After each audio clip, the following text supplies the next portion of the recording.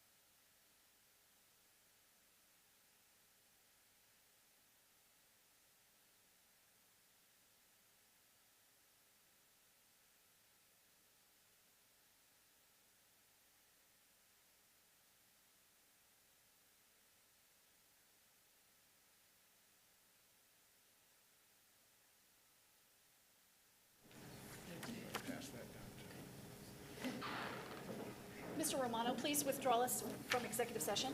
Yes. The roll, Mrs. Brinkman. Present? Mr. Rudy. Present. Mr. Schaff. Present. Mrs. Delaney. Present. Mr. Chumley. Present. All present. Please join me in the Pledge of Allegiance. I pledge allegiance to the flag of the United States of America and to the republic for which it stands, one nation, under God, indivisible, with liberty and justice for all.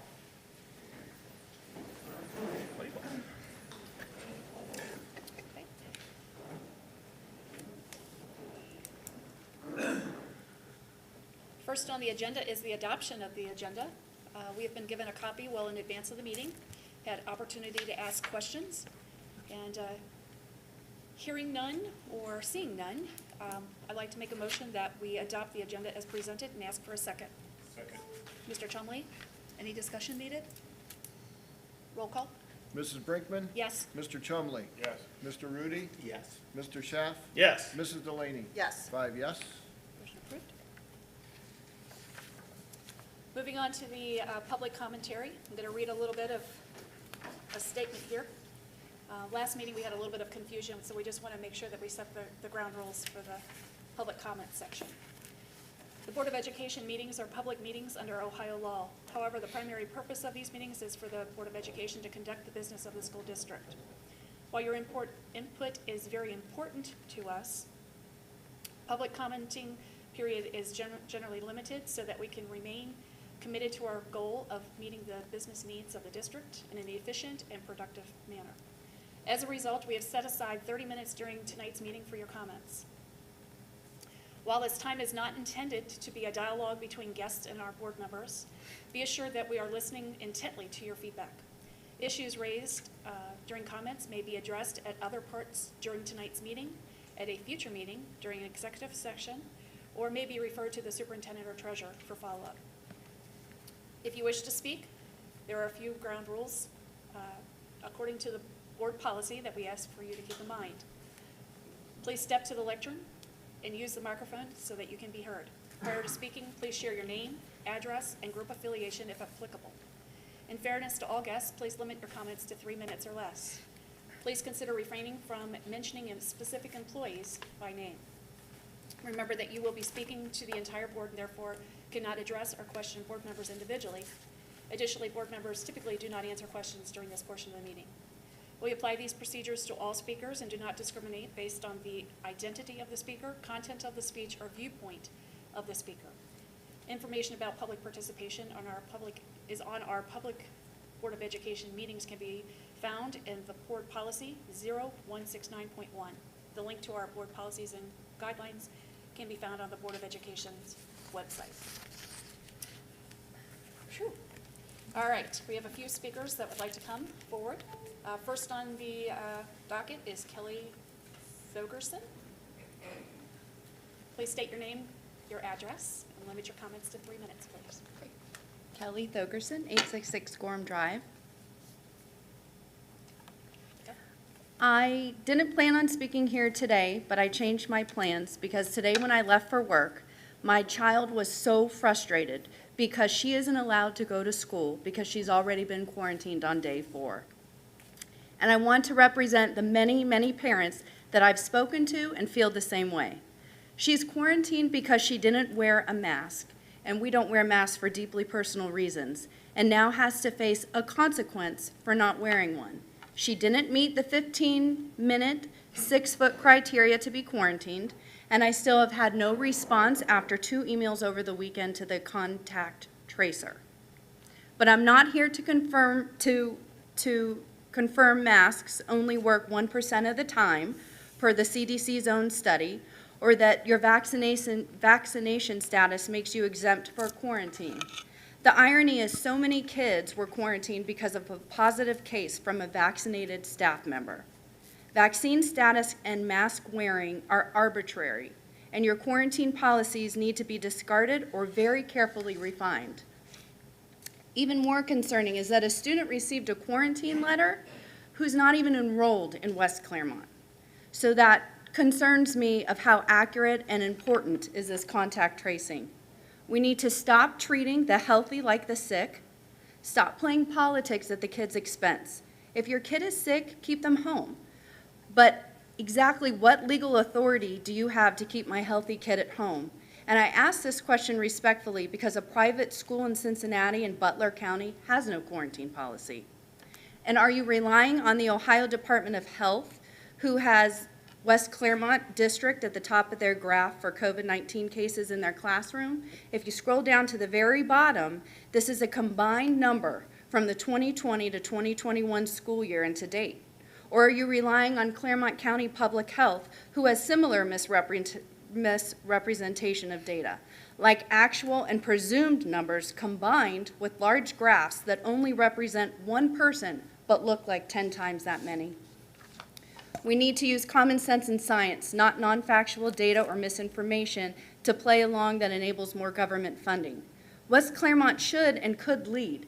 As one of your goals this year is to return back to normal, please do so. But don't continue to jeopardize the in-person learning and mental health of students under the guise of safety. COVID for kids is less serious than the flu. Life is a risk. Viruses will always exist. If you want the vaccine, take it. If you want to wear a mask, wear it. But those that don't should not be punished, and we really should get back to a normal school year. The kids deserve better. Thank you.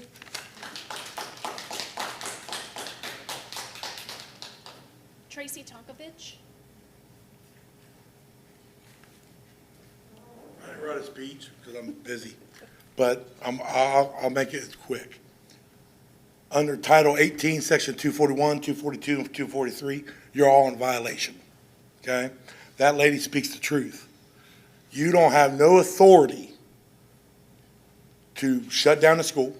You don't have no authority to quarantine a healthy child. None whatsoever. We have to start at the county level and stand up. The governor is not king, and you're explicit to it. My child will not wear a mask. She will not be quarantined. And there's nothing you guys can do about it. Nothing. We are the taxpayers. You work for us. Plain and simple. It's not the other way around.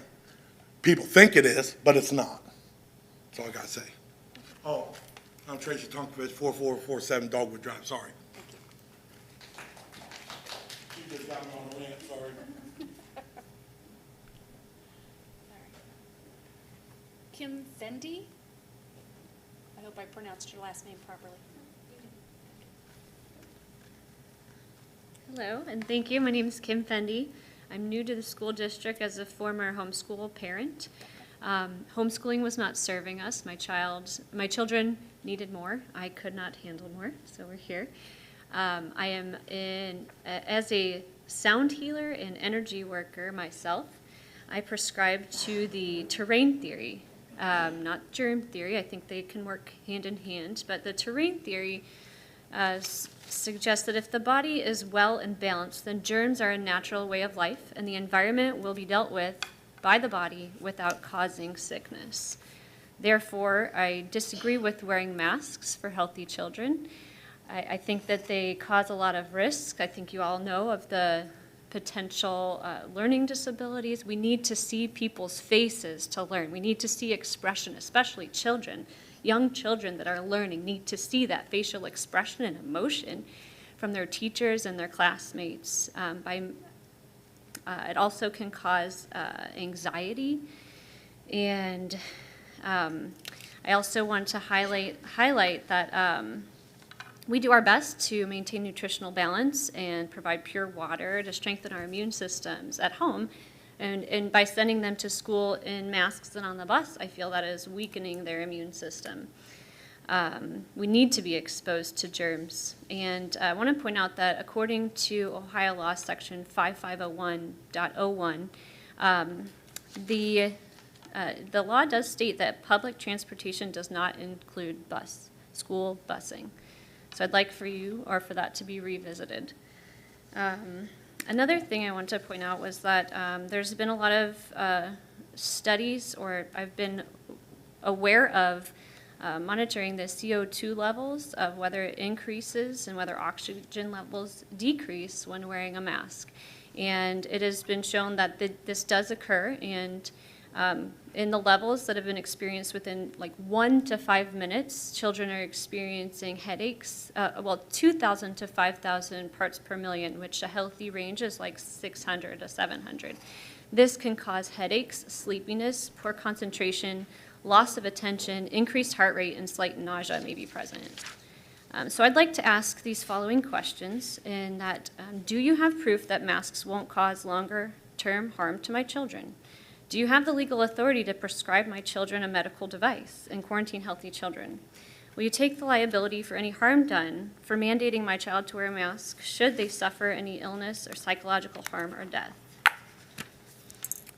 Also, the risk of serious COVID-19 illness in children is lower than the risk 15 of serious seconds, please. flu illness. And for reference, less than 0.1% of COVID deaths are children. So let's get our children learning and interacting in a healthy way. Thank you. Last card we have is Nicole Johnson.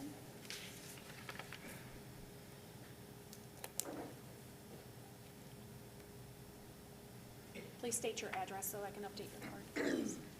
My name's Nicole. I'm at 23 Sandpiper Court in Amelia, Ohio. Good evening. Tonight, I'd like to talk about the possible mandates that we as a district are facing. First and foremost, mandates and requirements are not laws. To the school board, show me the laws that make it legal for you to impose these harmful and discriminatory actions perpetuated against our most vulnerable.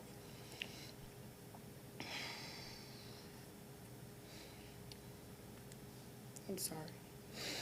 You've heard enough testimony to at least make your question the safety of masks and mandatory vaccines on our children, our teachers, janitorial staff, food staff, and administration. Have you as educators once gone into your science departments and encouraged your teachers and your students to conduct their own scientific tests on the masks that they were forced to wear all year last year? Have you asked yourself, how morally corrupt do I have to be to sign off an agreement to have our kids scan QR codes to use the bathroom? Teaching our kids, show me your papers to take a dump or to change a feminine hygiene product is ridiculous. Apparently none of you have ever been science teachers, government teachers, civics, or history teachers. Otherwise, you'd know how all of this is destroying the rights of our kids and those that are employed by this beast system. Ms. Adams, during the last board meeting, you bragged about the $14 million in ESSER funds you've secured. How about revealing the amount that you've accepted in CRF, the Governor's COVID Relief Fund, and Ohio Broadband Funds? Quote, "It is important that I spend time listening and hearing about you, what you value in our schools, and what success in our community looks like to you going forward." Natasha Adams, July 25th, 2018. Your schools are in total chaos. Parents receiving contact tracing emails for children not even in the buildings. Healthy kids sent home and making them test before they're allowed to come back, even though there's no proof that they were actually exposed. Buses showing up 20 minutes early for pickup and an hour late for drop-off. Money not showing up on accounts that parents are paying into. Elementary kids getting bullied for fake Nikes that weren't even fake. And the list goes on and on. Maybe you should join the West Clermont Parents page on Facebook, and you'll get an idea of what parents in this district are really experiencing. I thought you said you were listening. Parents, do not comply. Teach your children they are free. 30 seconds, please. Take them out of West Clermont and homeschool them. This district will not receive money for children that are not there. Show these people that your children will not be pawns in the greatest crime ever committed on the American public. And lastly, this past Tuesday, my 12-year-old daughter bravely stood on the steps of the House of Representatives as a proponent for House Bill 248. She represented West Clermont by wearing her Love WC t-shirt, and she showed more pride and courage for this school than you have combined in the past 18 months. Thank you. Join us on this side and stand up for your community, our students, your staff in this district.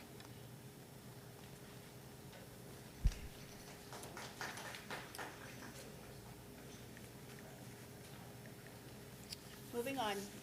Mr. Romano, you want to walk us through the consent agenda? Okay, I'll start with item 6.01 and 6.02.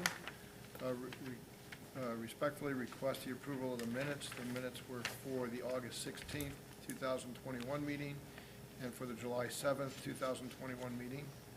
Item 6.03 is the recommendation to approve the resolution authorizing the superintendent and treasurer to execute agreements for the district. There are two listed. One is for USI Insurance Services for travelers, property, and casualty, and that is for the network security and privacy liability. The term of that is for September 2021 through September of 2022. Just a note on that one is appreciate the work of Mr. Parise. There's a requirement in order for us to get that insurance liability, the cyber security insurance liability, in sort of a quick turnaround. He's able to put some things in place so we could get that insurance, but that's kind of prospective. It won't take place till September 11th. The second one is for Clermont County ESC, and that is for special education services for staff and other resources that we contract out. So that was item 6.03. Item 6.04 is establishing the employee benefits program, health, dental, vision, and life insurance premium rates that will be effective for January 1st, 2022. Those rates are listed. Later in my comment section, I'll kind of highlight some of that information that we've had regarding those rates. We're pleased to the point that the rates collectively, the health insurance rate and the dental rates will increase less than 1%. The health insurance rate is about 1.2%, and the dental rate actually goes down less than that. So we're pleased with that. Item 6.05, I'm sorry, I think that goes then to Mr. Foltz. Yep. On personnel.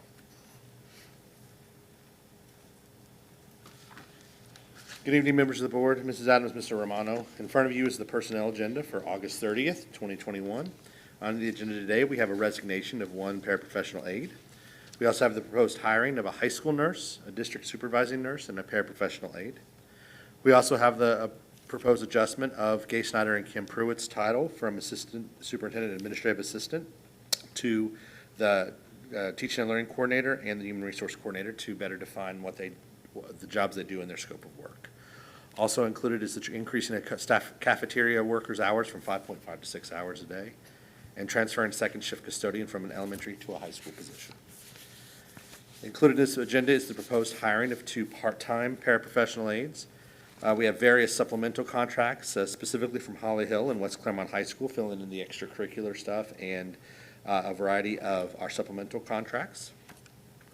We also have classified substitutes that are on the agenda as well, and school volunteers.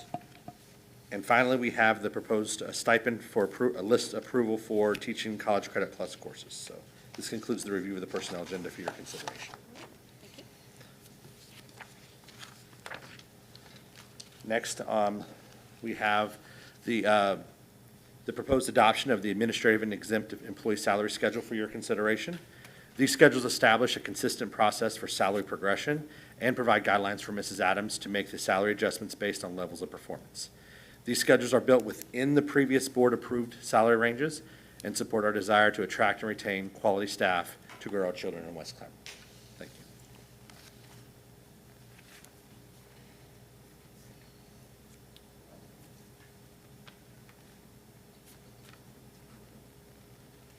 you. Good evening, members of the board. I'm going to have to take off my glasses so I can actually see my screen here. Before you tonight, we're asking for you to consider the first reading of 4 policies that we have made changes to, proposed changes to over the last month or so. The first one is 2430 and 2431. And what we found when we were reviewing our policy for OHSAA, when there was the waiver, which we're still under for GPA, we found a clerical error in the discrepancy of the GPAs that were in the 2 policies. So we brought the policy back to you, which in 2017, I think it was one of my first meetings, Mr. Schaff as well. Mine too. We did a study of the of the GPA, and we set it at 1.31, and of course, you have to pass 5 classes as well to meet that guidance. What we found, though, the 2 policies were not congruent there, so we're bringing forward tonight 131 change to the policies to make sure that they're the same. Independently, we did a survey of our league and where their league GPAs were, and the GMC. So we looked at the ECC and the GMC, which is where we face most of our competition comes from. And no one has changed their GPA since 2017 that we can find. And our average, we're above average, the average GPA.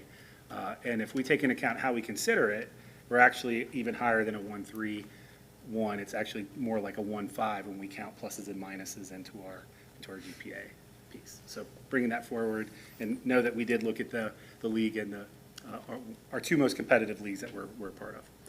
5517, the anti-harassment, we took off the names, left the titles, because then we don't have to bring that policy forward each year for changes there. We review it each year, but we'll keep it with the titles. And then finally, 7530.01, working with Mr. Romano and Mr. Parise. Believe it or not, in our cell phone policy, there's still a mention of pagers. I was never lucky enough to have a pager back in the day, so we've just updated that policy and administrative guidelines to go along with that to reflect 2021 versus probably 12-ish. So we wanted to make sure we did that. Thank you. All right, so you've heard the recommendations from the treasurer, the HR, and assistant superintendent. I'll put that on the floor in the form of a motion that we accept as presented and ask for a second. Second. Mr. Rudy, discussion? I have some discussion. First, I hope that the GPA, that was probably one of the first things when I joined this board back in April of 2017 that I voted on to reduce the GPA because we had discrepancy at the 2 high schools. And it floored me when Mr. Overby told me that we're not the lowest at 1.3, that we're actually in the middle. We're above average, which kills me, that 1.3 is acceptable. And to me, to be on a sports team, a student athlete is what they are. We're student being first, and that, yeah, they might have great ability in the sport, but you have to have decent ability in the classroom, and that should be a consideration for someone to make a team.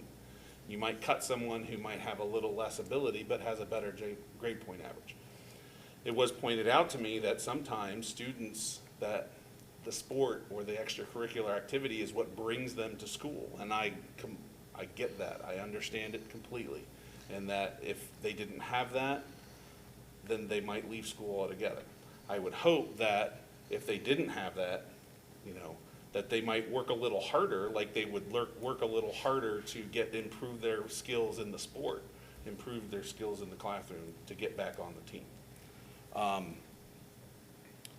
As far as the anti-harassment policy, I seem to recall when we initiated this a long time ago that I had said that we should have a separate policy that listed our compliance officers, and that each of the policies to reference that policy for that. But so my question would be, are the other policies that list the compliance officer, are they being updated as well?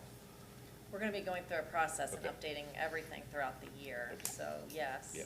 And with the reason why it doesn't happen the way you suggested is it's all legal suggestions to us. I understand. But I So, do remember. Yeah, right. What else was I gonna, I think that was it, actually. Mr. Chairman, I did Yes. misspeak on one thing. We are the average. We're not above the average. Oh, we are the We average. are the average. Right. But when we count in pluses and minuses according to our athletic directors, Right. we'd be higher. Higher. So we are the average, but still, 1.3 being the average means that there's enough below us, and there was I think the term was plenty of schools that only have a 1.0, which floors me. So I'm glad that we're above that, but, you know, I think, you know, we set the bar and kids rise to the bar. Yep. And So I wanted to comment on that. So I've been privileged to attend a lot of the end-of-season celebration events for each of the sports. And I want to say probably 80% or more of our athletes are getting student athlete awards because of their GPA and their grades. So while we have the bar way down here set so that we capture those students that would ordinarily not be engaged in school, I want to say that those student athletes, their bar is way up here and they're reaching that. So if you look at what's going on, it's the trend, this to be the normal, not this.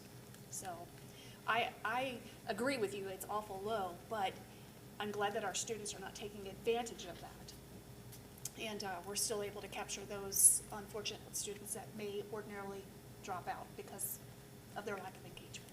So, good comment.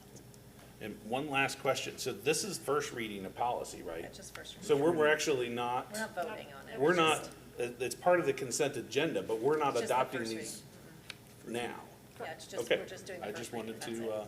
Yep. I wanted to Yeah, clarify. and it'll be pulled out in the next business, or in the next meeting as separate to vote on, so. Okay, so it won't be part of the consent agenda in the next meeting. Okay, anything Okay. further? I would just like to add, Mr. Schaff, I agree with you on all of that. I also see extracurriculars as teaching these young men and women some valuable life skills that might take them further and make them want to get better grades. I see that, maybe not all the time, but sometimes. No, and I completely understand that point of view, and I mean, I'm not saying that we go from 1.3 to 1.5 to 2.0 in a year or two. I'm saying, you know, if we're at 1.3, then, or 1.31, then in 2 years, you know, we're at 1.35. The 2 years after that, we're at 1.37. I mean, it's gradual increase, and if we keep raising that bar, then, you know, and, you know, my time ends here in you know, 4 months, so, you know, that's what I. And that might be something that we look into perhaps in the future to try Right, to and raise that bar understand, just a little bit. we're coming out of COVID anyway, Yeah. so I understand all the waivers, and we might get more waivers, but when we get back to normal, then I really think that we should look at raising the bar. Got it. Thank you. All right, yep, ready for roll call. Okay, and just to be clear, this is for the consent agenda, item 6.01 through 6.06, which are action items. 6.07 is for discussion and information on that. Mrs. Brinkman? Yes. Mr. Rudy? Yes. Mr. Schaff? Yes. Mrs. Delaney? Yes. Mr. Chumley? Yes. 5 yes. Motion approved. Superintendent's business. So Mrs. Preston is going to come forward and share a presentation with you, and it's, you know, it's kind of timely based on our conversation we just had about raising the bar and the academic performance of our students and where we're working to continuously improve. So take it away. Waiting for Vanna here. Good evening. That's the wrong way. Well, We I have don't, mine on, I could wing this, I suppose, but No, that's all right. I mean, that's mine. It's the one with the swooshy stuff. there we go. That's it. Yep, that's it. Thank you. So good evening. Tonight I'm going to share just an update with you regarding our spring test results. So just kind of what we're considering right now, our new baseline information, but most importantly, an overview of our continuous improvement efforts and how we're really sort of adjusting our game plan to, you know, to reflect kind of our current state of affairs.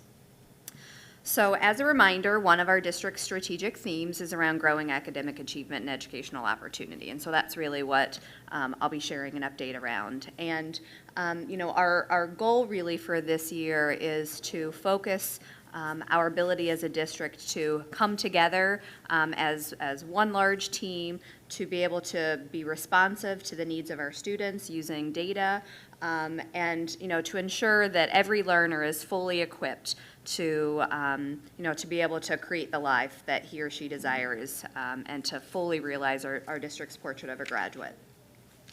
And so just a little bit of context setting. Last school year, over the course of the year, we had anywhere from, 1,700 to 2,000 students who participated in our WCOA.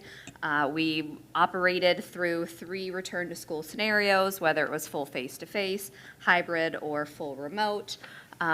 Over 6 weeks worth of instruction, and I remember when I shared that information with you in the spring, that number shocked me as I counted them up between WOW days or remote days that were considered, really lost instructional days.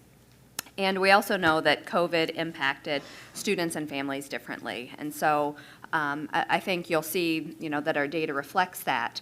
But beginning in the summer and, really towards the end of the school year, things started to feel different. That, we really had, over 1,000 students participate in summer school. There was a renewed enthusiasm and excitement for learning. And, we're going to try our very best to not let this Delta variant, rain on our parade. We are really fully committed to a renewed focus and effort on teaching and learning. And yes, we still plan to address all the operational challenges that are there, but as part of our district's onward and upward plan, we're really just feeling a sense of urgency around supporting students and their needs as best as we can. So, not to belabor some of these facts, but given just some of the context that I just painted for you, it is challenging for us to kind of compare data sets, even though I'm going to share information with you related to that. Students haven't, previous to last spring, they hadn't taken the assessments in the spring of 2020. And so that is just kind of a different factor altogether. And as I said, we had some students who were learning fully at home. Some students had lots of support at home, some had very little support at home. Students were coming in and out of quarantine and so on and so forth. And so all of those things really do kind of impact. It's also interesting to note that last year, while we encouraged as many of our students to take state assessments, across the state they weren't actually required. And so when you look at the percentage of students testing across the state, we had about 11% fewer students across the state who took assessments. And so that in and of itself skews the data when you're looking at such a significant decreased number. As well as in our own district, we had about 5.5% or so fewer test takers over the course of, across each of the tested subject areas. So with that all still being, being said, that we want to, let you know that we're really taking this data and considering it like our new baseline. That we know that we already, under the best of circumstances, we're sort of climbing that mountain towards, as you've all said, we want the bar to be here, and we're going to do all that we can to help all students reach that bar. And so we are already climbing that mountain to then have hit the avalanche that sort of crashed down on us. And so now I think, this new normal is, even more, we have even more challenges in place. And so we're so grateful and thankful of the decisions that you've really set forth for us, the vision of really using our onward and upward dollars to invest in building our leadership capacity, really pouring all of our resources into supporting the needs of our children, and we have a renewed sense of urgency around, helping to meet those needs of our students.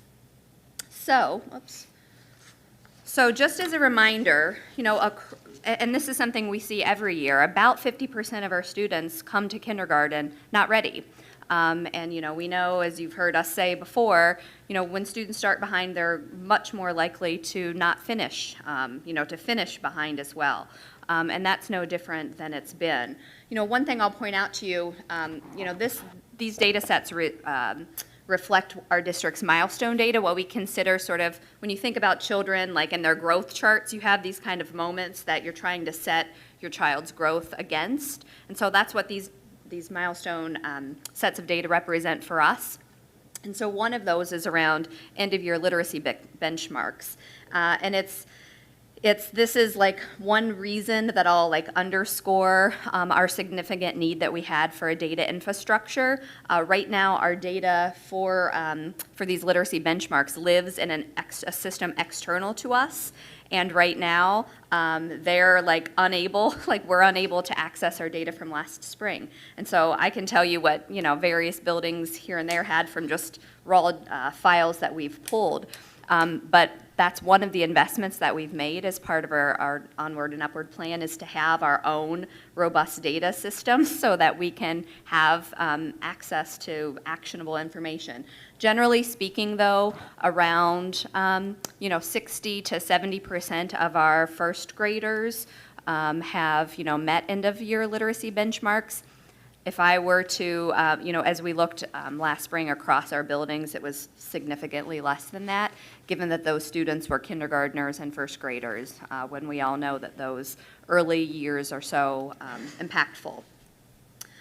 As we look at our next district milestone, it's around literacy in third grade.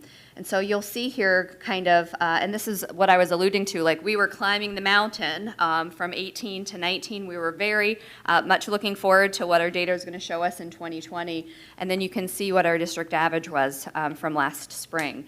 And, the range of scores across our elementary buildings, I think, just reflects the impact that COVID had differently on different schools, on different families.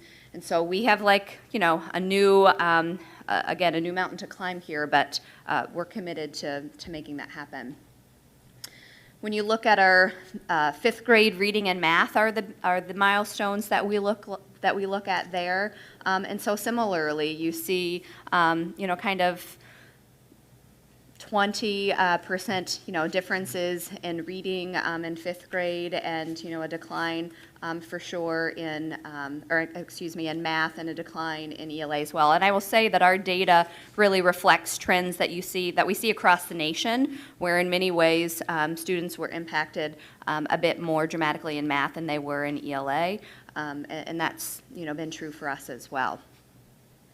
When we look at eighth grade, so math, ELA, and science enters as one of our milestone data points in eighth grade. And so again, I think you can just see, the impact across the content areas, and again, that math being more dramatic than our ELA, but even so, still having like a high, Just a significant reminder, mountain to like climb. the word excluding algebra means the top math students Are not included in that data. Included in the data. Yeah, just so our to make eighth sure. grade- It's always pretty low, Yeah. because you're taking out the strongest math students and they're counted somewhere else. Yeah, they're included in our next data set, but even still, we're not happy to stop there. So then when you look across our algebra through government, I think this also is interesting when you think about our youngest learners being impacted the most. They're the students who've not quite yet built their independence, their ability to learn on their own, to, they're really requiring, they're very much school dependent in our younger grades. And so I think it's interesting to note that our high school data reflects a decrease, but not as significant across the board. And so I think that's even more reason why, as we think about our onward and upward investment at the middle school and high school, much of it has been built around our counseling team. When you think about student engagement and their ability to have a plan developed and to know what that plan is, those are the factors that I think we were most concerned about when we think about the high school. And so our investments in people have been adjusted sort of accordingly. And then this is for this year's data. And so just as a snapshot in terms of how we compare against the state average, and again, with the state average having around 11% fewer test takers, I think most people would assume that had they taken the test, those students would likely have scored in the lower range, that it's not often your students who are going to be your highest achieving students, that most of those students, I think, would make an assumption that they would have been the ones to take the assessment. And so you might, extrapolate that the state average could have been lower had the entire testing population been included. But even so, 13 of the 19 measures, even though we know that we have significant room to improve, we were above state average. And so I think it just illustrates that the trends that we are seeing in West Clermont really are reflected, trends across many of the districts in the state. And so our last milestone data is really around our students' hope for the future and their engagement in sort of the present. And this is something that we did not, we were not able to administer as often as we would have liked to last year. But it's an area that now that we have a student services, a person whose primary role is to support student services, we're looking towards being able to continue to find ways to really be able to better understand students and how their perceptions around school, their ability to find purpose and their current education, and to be able to connect it to future plans and aspirations for themselves. And so we'll be providing you updates over the course of the year with that kind of information as well. So I think what I really hope to emphasize and what I really am looking forward to over the course of the year sharing with you is more about what our plans are to really, not only to essentially accelerate our ability to close gaps for students. And so we've had buildings creating continuous improvement plans over the last few years. The biggest shift that we're making this year is that we're not really having buildings write plans that they write at the beginning of the year that, come spring, we're like crossing our fingers and we're like hoping that things are gonna like turn out as we, had designed. We're shifting our focus to really being these small intentional decisions made consistently over time that we're going to be measuring in 30-day increments at the building level, that they're committing to actions that can be kind of widespread across the building, and also committing to looking for evidence of the impact of that consistently on a daily, on a weekly, on a monthly basis. And so at the building level, every 30 days, their building leadership teams will be coming together to look at that information. And then at the district level, we'll be coming together. We brought each of the building leadership teams together in August. We'll be coming back together in November. And part of that work will be each of our buildings coming together to kind of talk us through and to bring evidence of what has occurred over those first 30 days. And each of the members of our teaching and learning team, when we meet with building principals each month, that's the focus of our conversation, is really on the update of these continuous improvement efforts. And so we can really, on a monthly basis, adjust our plan, keep set course, stay with the course if things are working, or to make adjustments based on student response to the plans that we've put in place. And, just like anything in our own, in your own life, it's really those small decisions that you make over time that really do add up. And that when you look back then over the course of the month or 2 months or 3 months, you're able to see the greater impact of that. And so we're really translating that practice into the work of our continuous improvement plans. And I will say that another significant investment that we've made as part of our district's Onward Upward plan has been the investment that we've made in our buildings so that our principals are really finely poised to shift their focus to be one that's primarily around instructional leadership. And so when you look at those last four bullet points, we really need our principals to hone their ability and to perfect their craft around supporting instructionally focused conversations with staff, that every day we have an opportunity to provide high quality feedback to teachers, to help them just calibrate their instructional plans, to be able to build collaborative cultures within our staff where together we all believe and we can see the fruits of our labor really playing out for students, where they're able to, manage their resources and time to really devote all of our efforts towards strengthening instruction, and to build a school climate and culture really around high performance, where we set high expectations, where we do everything we can to help all of our members, students and staff reach those, and that we do that work together. So we're really, again, grateful that we've had the opportunity to invest our funds in that way. And, we're just really excited for what the return on that investment is going to bring for our students.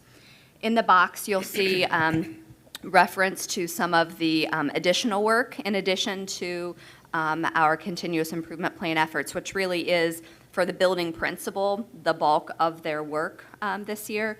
We'll also be, as a district, taking on our math course of study. We're so excited to be able to modernize our instructional framework and to have the financial resources to be able to support math instruction in the way that we haven't been able to for years and years and years. And so we look forward to sharing more about that process with you and to bring our course of study for board adoption later in the spring. You heard a lot last spring about how we've strengthened our continuum of services for special education students across the elementary. We'll be expanding that work to include our secondary buildings this year, and that really is in an effort for all to really mean all, and for all of our students to have an equal opportunity at being their best versions of themselves. And as I've mentioned, data infrastructure, it's sort of that common thread that is going to weave through so many of our instructional improvement efforts this year. But we're so excited about the ability to finally be able to not just be living off of spreadsheet upon spreadsheet upon spreadsheet, but to have that information come together in a way that can be actionable for our teachers and our building leaders. So that's kind of the overview of where we are, and like I said, it's really our new, we consider it our new baseline, and we are motivated and energized and just feel ready to tackle this work together. Thank you. Anybody have any Is there questions? questions before we move on? I'm very pleased to see the growth in the scores there.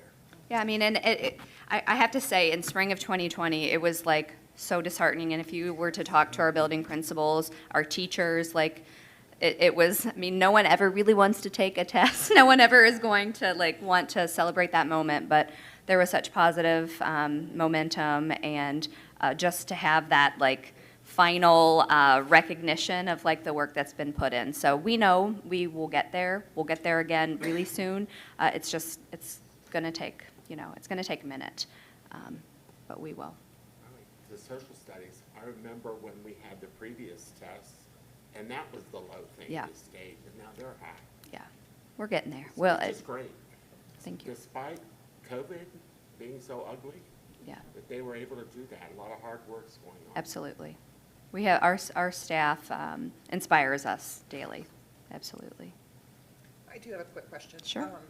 In the trends where the above and belows, Mm-hmm. the grade levels that have the below scores, are we going to be, hitting them a little harder, or is it just going to be a consistent effort across all the different grade levels?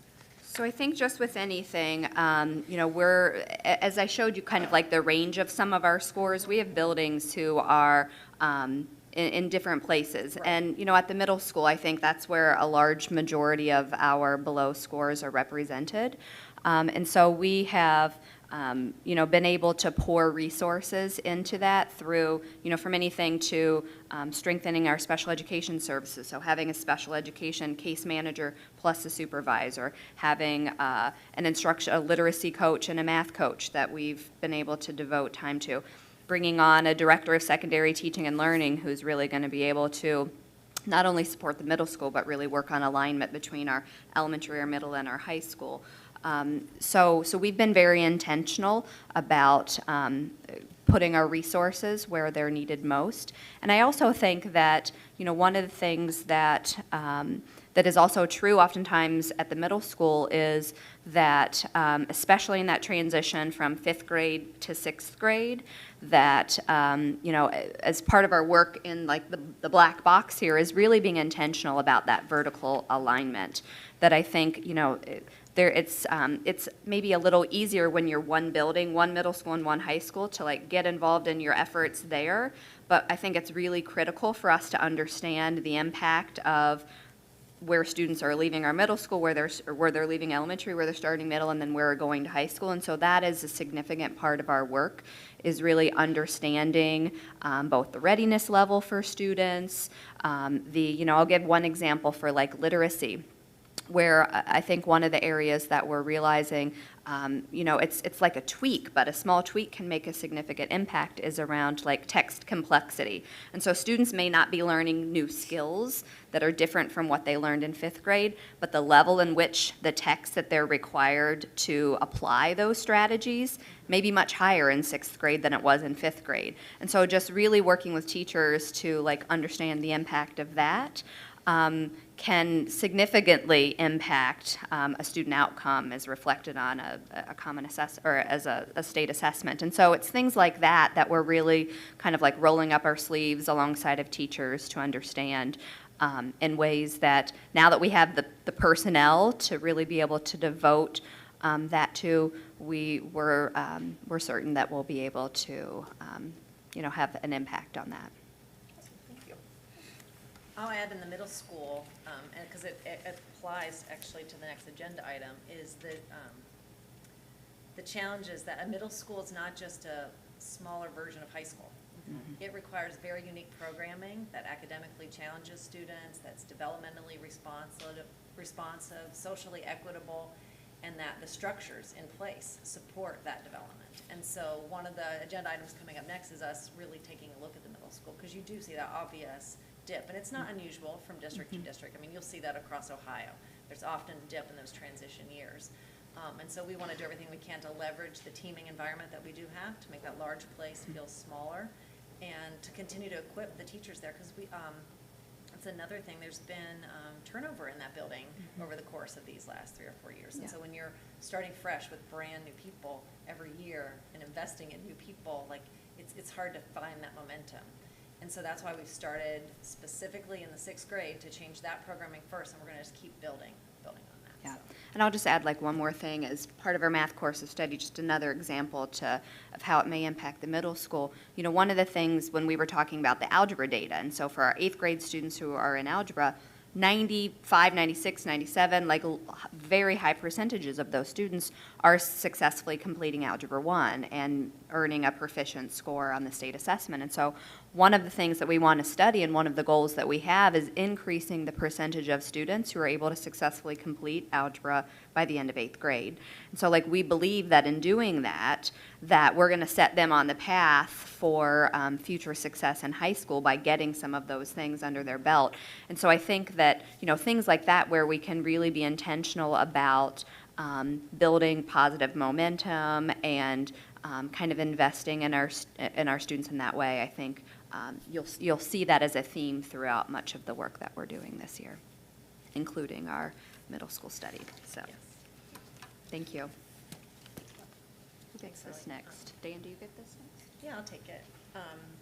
This next item is related to the middle school, and we talked about it at the last meeting. It's the establishment and really activating the board's policy of Citizens Advisory Commission. It's policy 9140, allowing us to create these advisory commissions that begin to serve as like a research arm for the board.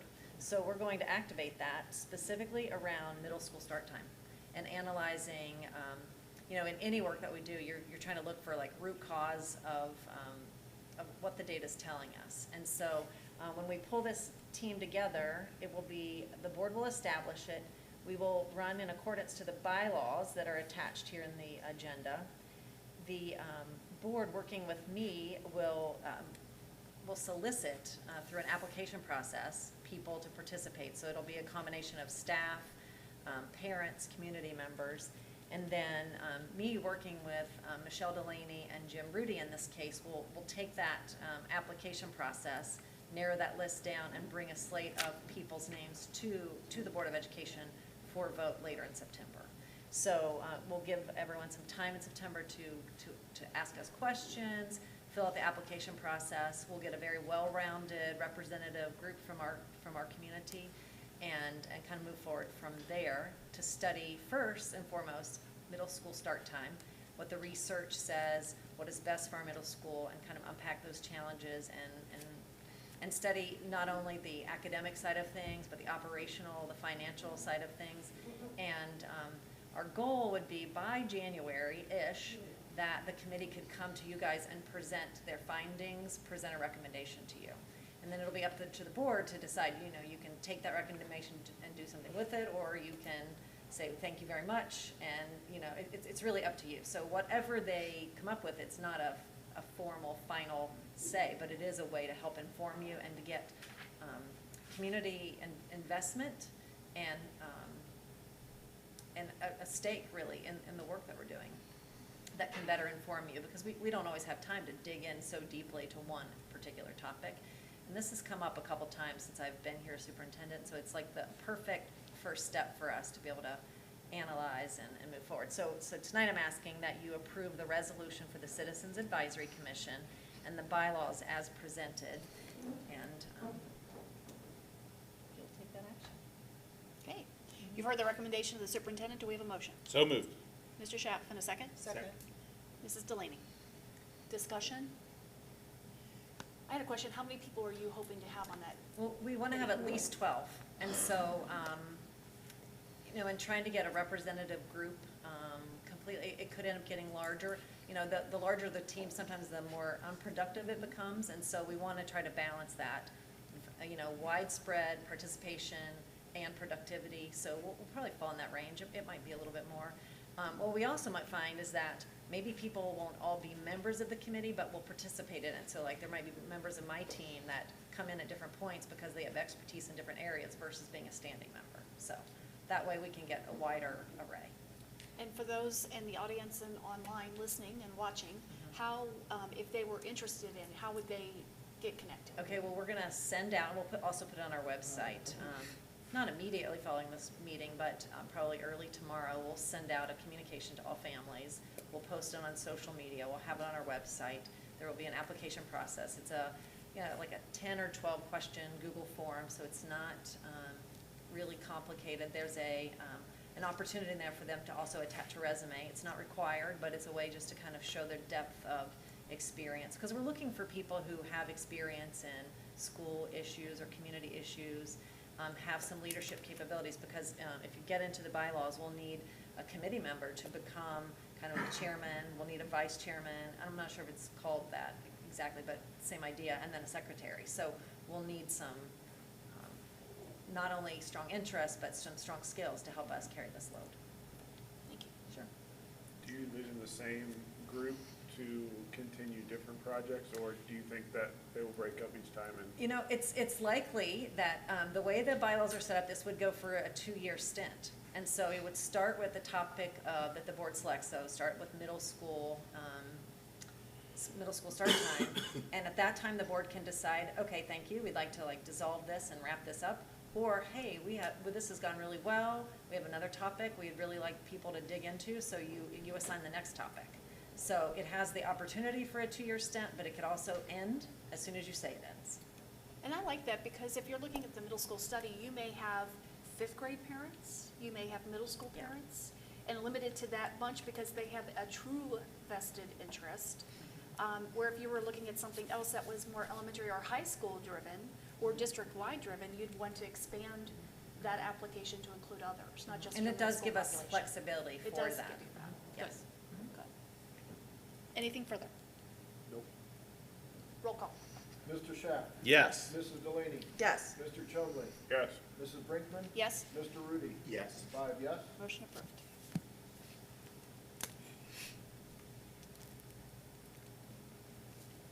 Sorry, my computer decided to go to sleep, and I want to have something up.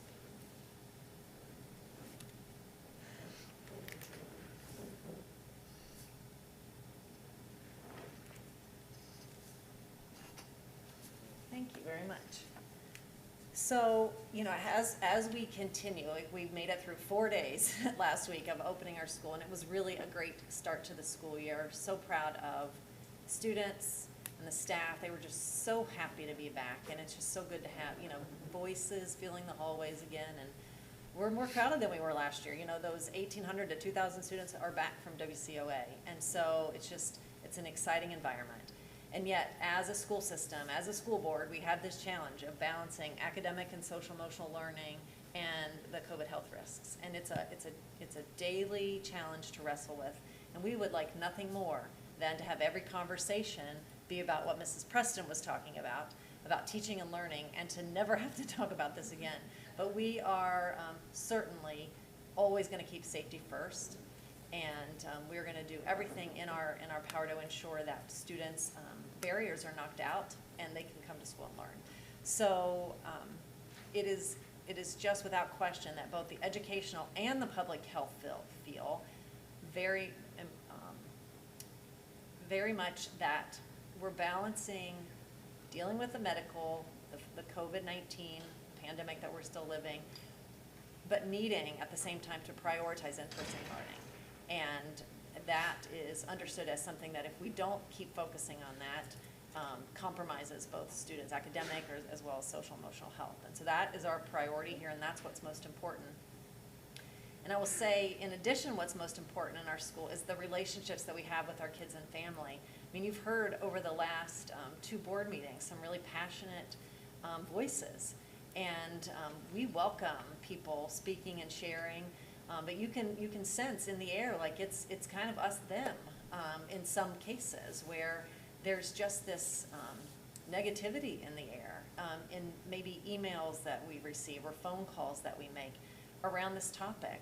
And it's where last year we were kind of positioned to be in this together, and we were working through challenges and trying to get from surviving Monday through Friday to thriving, that the tone is different this year.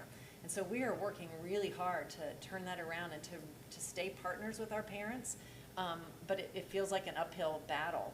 And so what is most important for me and for our team is that we continue to love the people that go to this school and love the people that we work with. Like this working against each other is not productive. And so we're going to continue to take that position every day, that we love our students, we are glad that they are back. We respect people's positions, and yet want to do everything in our power just to get the conversation around the table about teaching and learning and what's best for our students. So this graphic here is just to kind of remind everybody that the COVID-19 health and prevention guidance is something that's provided to us. We partner with the Ohio Department of Health, the Ohio Department of Education. We use our local medical professionals from Mercy Health as partners. I'm constantly in groups across the state and even across the nation that is consistently seeking information to help us make the best decision for schools. And we are not picking and choosing what we follow. I mean, what it's required of us to work with the health department in Clermont County, and they've been amazing partners of ours. And we are expected to contact trace as part of the work with them. Like, they are the ones that quarantine. The West Clermont School District does not quarantine. It is the health department. We work in conjunction with them. And so I think those kinds of things can often be confusing. So what I want to do tonight is just tell you a little bit about what the data is telling us, and not so much, I'm not going to be showing you charts and graphs of how many COVID cases and all that kind of stuff from our neighboring, from our neighborhood, from our community. This is more of, okay, we've been in school for 4 days. What does it look like? What are we experiencing? So, first of all, well, you know, before I get into all these details, I want to just hit a few things. We ended the year so hopeful that we were going to be able to have a new day, a better day, and we spent all of our preparation on summer school and getting our kids back, and that experience went really well.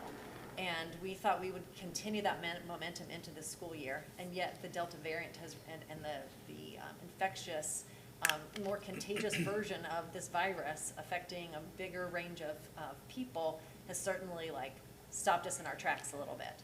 And so we are fighting the momentum pull with all of our might to stay focused on teaching and learning. But there's lots of things that have changed this year. So first of all, we have, our schools are more crowded than they were. So some of the accomplishments and the mitigations that we were able to successfully pull off last year are just much harder to do with more students. Small things that, or actually they become big things, are in our way. For instance, in some of our elementaries last year, we were able to spread out pretty well using gym space as additional space for lunch, and had some really good ways of just separating kids out. And now we have this other wonderful problem of we have PE, and so we need the gym to be used for what it was designed to be used for. And so now we're back into the cafeteria where there's just more limited space. And so these challenges are real, and we continue to analyze them every day to say, okay, how can we get the most distance? How can we do the most amount of mitigations as possible? As we know, the Delta variant has caused increased cases in our community. And I think, over the weekend, I was reading from one of the medical professionals just saying, like, this past weekend is really kind of like January numbers. So if you get back into like where we were in January, it kind of gives you a sense of where we are. And another thing that has changed this year is we have the transportation rule that is specifically connected to us. And I know it's been mentioned in this room a couple times, so I want to clear it up. The CDC order is a federal order, and it trumps any Ohio statutory law. So this is something we're just like picking and choosing to do. Our school buses are considered public transportation, and we are required to have students wear masks on those buses. And that, in fact, just recently changed to something that was going to end mid-September and is now going to be reinforced all the way through January. I can't remember the exact date in January, but it's through 2022. So West Clermont School District is certainly wanting to be here for the business, the core business of teaching and learning, and social emotional learning to help these kids thrive and become the best versions of themselves. I mean, that's what we're committed to. And yet we still have these challenges, and so we can't pretend. But we're dealing with it in a climate that is much more difficult than anything we've dealt with so far. And so I'm just wanting to make sure you guys are fully aware of that.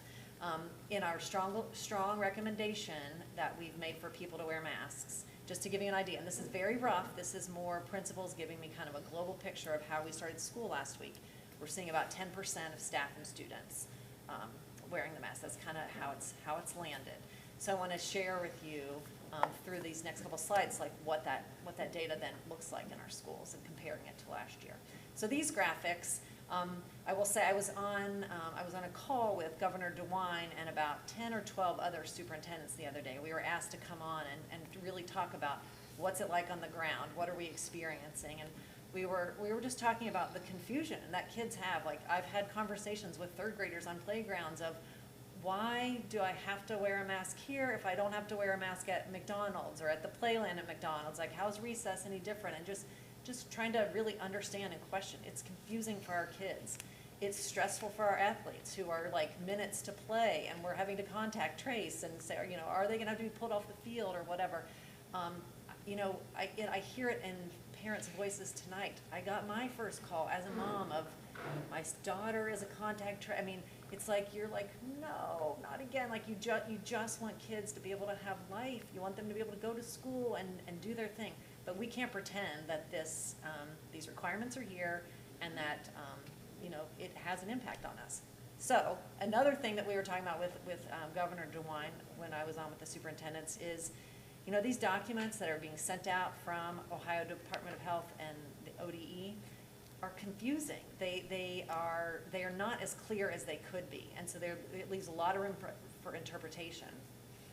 And what that's done is really set up schools to get in arguments. I mean, we're having to try to interpret, make it clear to our families, and there's a lot of resistance out there. So these graphics, I got these from the Hamilton County Health Department, and our Clermont County Department has vetted them and agrees with these. I just think they're the easiest to understand because they're pictures. I think that's why I like them. And it shows you in this case what we're dealing with. We're dealing with that 3 feet. We're dealing with the 6 feet still. And you see what happens if you're unmasked and unvaccinated, what restrictions exist. If you're unmasked and unvaccinated, when quarantine sets in. masked and unvaccinated. So there's a whole graphic that deals completely with unvaccinated individuals, which would be what you would find mostly in our elementaries, but you will see it also in middle school and high school, and how we have to deal with it in a classroom setting. And so this visual kind of helps, and yet there's still additional rules for if it's a setting outside of the classroom. So this is just meant, as you see, with the desks to be the classroom. This shows you if you're within 3 feet and 6 feet and you've been vaccinated, that there aren't restrictions. There's times where you don't have restrictions, but you have to self-monitor for symptoms. There are such things as what they're called breakthrough cases, where someone who's been vaccinated but also comes down with COVID. And so that's something we have to be aware of and respond to. So these graphics just kind of give you a sense of the rules that we're following, and it's just much more complicated. So I'm going to try to give you a picture of that a little bit. And whose rules are those? Those are not our rules. No, these are from, like that booklet that I showed you. It's the Ohio Department of Health, it's the Ohio Department of Education, kind of working together to help schools, PK-12, to implement the plans. And we are working on behalf of the health department, essentially, when we're doing any kind of contact tracing in our setting. And we're required to do it. So that's what we're doing. Well, yeah, I've been told all day that we're getting new ones, and so that's just another thing. There's been 3 or 4 versions, probably 3 versions this month. And, but our urging with the governor was, please help us by getting these documents better, clear, and defined, because it's pitting us against family, and we do not want to be up against our families, like arguing about this kind of stuff. And that's kind of how when the universal mandate disappeared, it set us up for a lot of interpretation, a lot of negative conversations. And so it's just unfortunate, because we have people that are working really hard to try to keep our students safe and keep school up and running, and we're just being met with a lot of resistance. So this graphic, or chart, I guess you'll say, is just to kind of take us backwards. This is a compilation of week 1 through 6 last year. This was the data that at 3 o'clock every Friday that we post live, so that we can be upfront with families about what had happened up until that point with our cases. And so it kind of gives you a sense of where we were in the beginning of school last year. And this again was universal mandate, and there wasn't a new variant among us at the time. You see already just from like week 1 to week 2 how the student quarantines ramped up to 182, because we were finding sometimes with contact tracing, one student could take down 15 to 25 students with them. So this will show you how, if you compare the first week of last year, which is not the same exact calendar dates, but just gives you a sense of first week of school, what happened. So there were 0 positive students last year. In our first 4 days together, 18. 2 positive staff last year, 1 this year. 0 students in quarantine last year, and 158 this year in the first 4 days of school. Staff in quarantine 3, and then 0 this first week. And you can see that breakdown. I thought you might be interested to know that of the 18, 5 are elementary, 2 middle school, and 11 high school. So again, not a perfect comparison, but just kind of gives you a sense, a calibration. So now I want to talk about like behind the scenes, like what's it mean for a school district to like process all of this on behalf of the public health department, and what does this look like? And so I want to be very clear. These are estimates based on us trying to cobble together like our sense of like what we just experienced and what it looked like a year ago, essentially. So to investigate, that means we've heard of a case, we've been told by a parent, or we know through some means that there's a positive case. We immediately go into investigation mode with our contact tracer, working alongside principals. So you say, like last year about this time, it would be for the week about 55 hours worth of time. Just in the last 4 days, or the last couple days, I guess we'll say, all last week, 128 plus hours. And every time I put a plus on there, it was to say, I didn't even account for the principal's time spent on this. This is literally just what's happening in district office. So there's clearly connection to what's happening in the buildings. So it just really shows that skyrocketed time. And if you could kind of put our process into steps that are kind of clean steps, which is hard to do, because there's so many nuances. We said we had approximately about 20 steps that you had to follow with each case last year when you're dealing with each student. So we've jumped up to about 30 steps now. And we believe that if everyone would take the recommendation and wear the mask in the classroom setting, it would eliminate 2 to 3 steps depending on each circumstance, because it depends on your distance, it depends on what setting you're in. So again, that's our best guess. It's not perfect by any means. It was just trying to show the impact of like where we're spending their time and then what's that looking like for kids.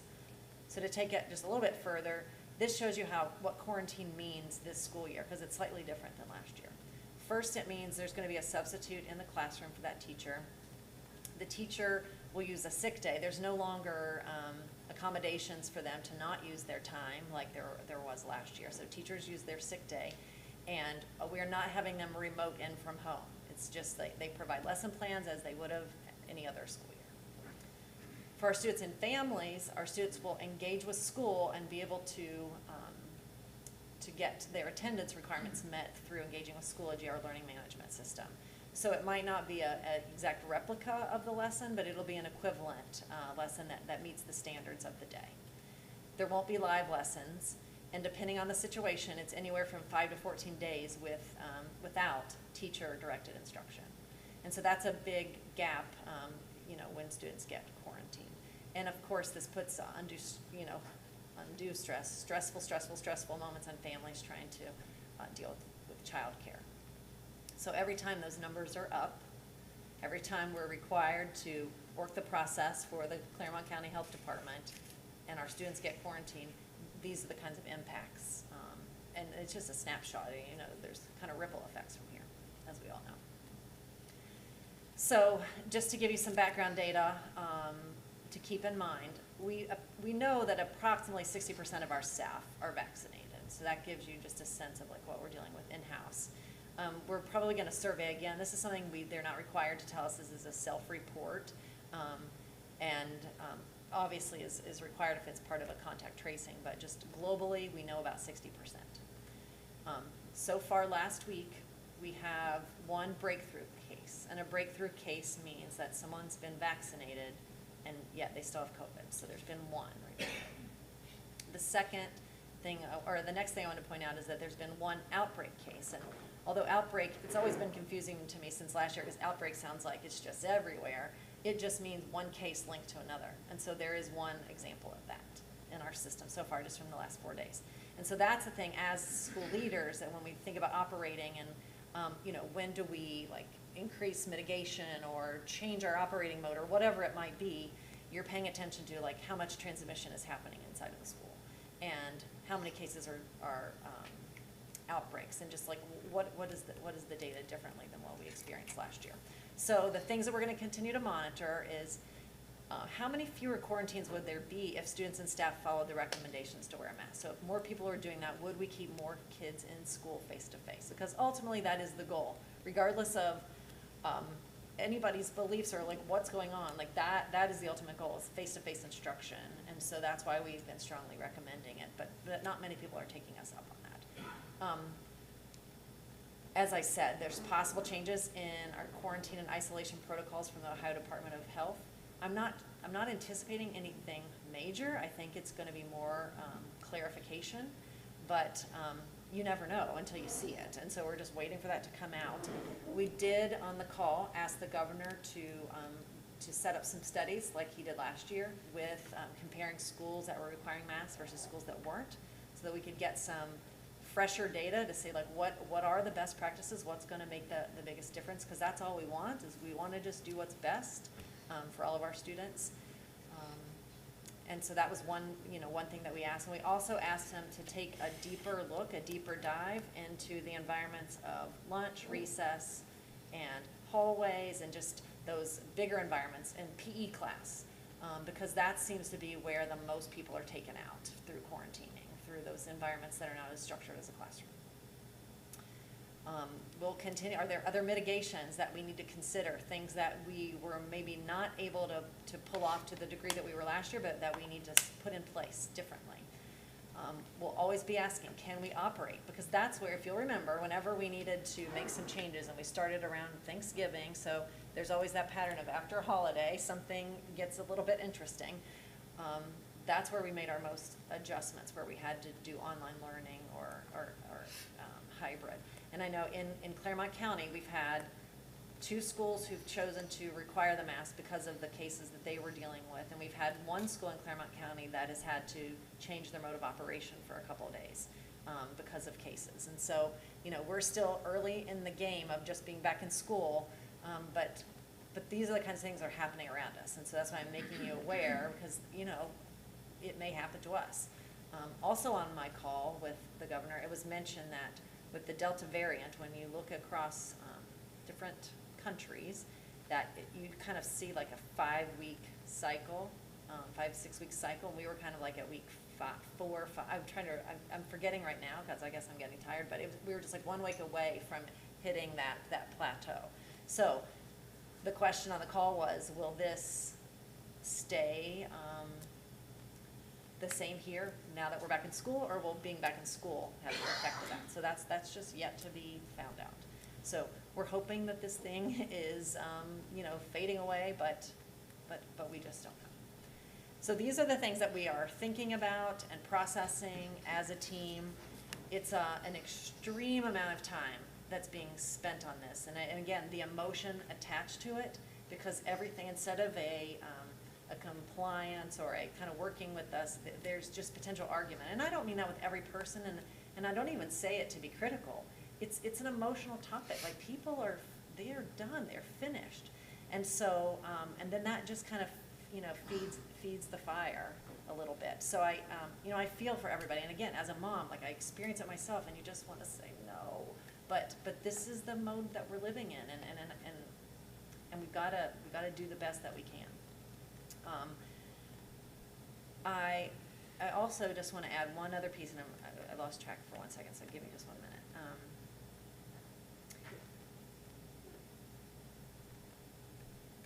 It was mentioned, something that was mentioned tonight that I wanted to call out.